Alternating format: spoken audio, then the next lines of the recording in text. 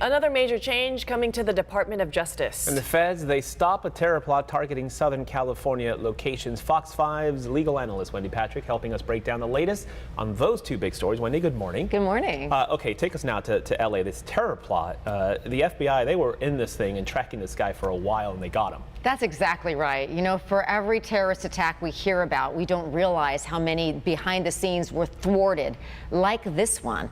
And part of the great police work involved in this case is really tracking this guy on social media, right. Using an informant, using somebody from the FBI undercover to sell him what he thought were explosive devices loaded with shrapnel that he was going to use to inflict mass casualties at a white nationalist rally.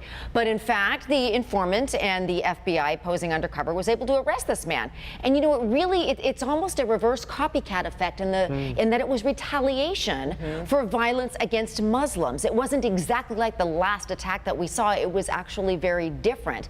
But the fact that we were able to thwart this is just terrific news. And you say that, I know that he was targeting the white nationalist rally, but then he also says that he wanted to attack police officers and churches and the Santa Monica Pier. So he was an Army vet. This is the terrorist next door. This is not somebody that if you just looked at his background would have fit any kind of a profile. He's an Army vet. He's combat trained. He served a brief stint in Afghanistan and basically became a Muslim, became radicalized, and then decided, as you say, Christina, he wanted to target Jews, churches, police officers. He was an equal opportunist in terms of being angry and seeking retribution for violence against Muslims. We were talking about this yesterday, and speaking of what happened at the synagogue in Poway, where law enforcement, everyone's racking their brains trying to figure out motives and what happens to people in trying to determine a profile for the people who do this. This is an Army veteran who was radicalized. Anger, hate. Guy who shot up the synagogue, anger, hate, and it went from one person to another.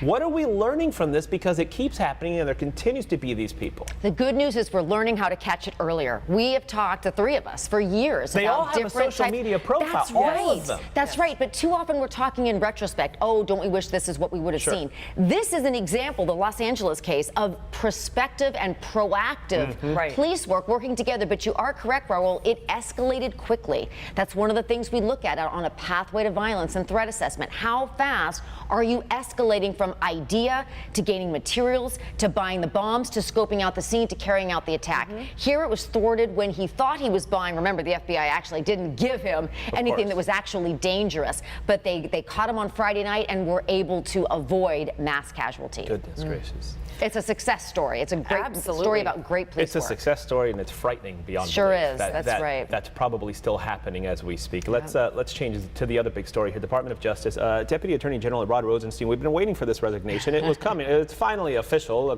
2 weeks notice, like we all give 2 weeks notice. May 11th, I believe, is the last day. What does this mean? You know, this is such an interesting story because there was no love lost in this administration. I am frankly surprised that Rosenstein hung in there as long as he did. Remember, we thought it was March. Remember, his successor has already been named and is in place. How would you like that, to come to work to knowing that your successor's already there? Right.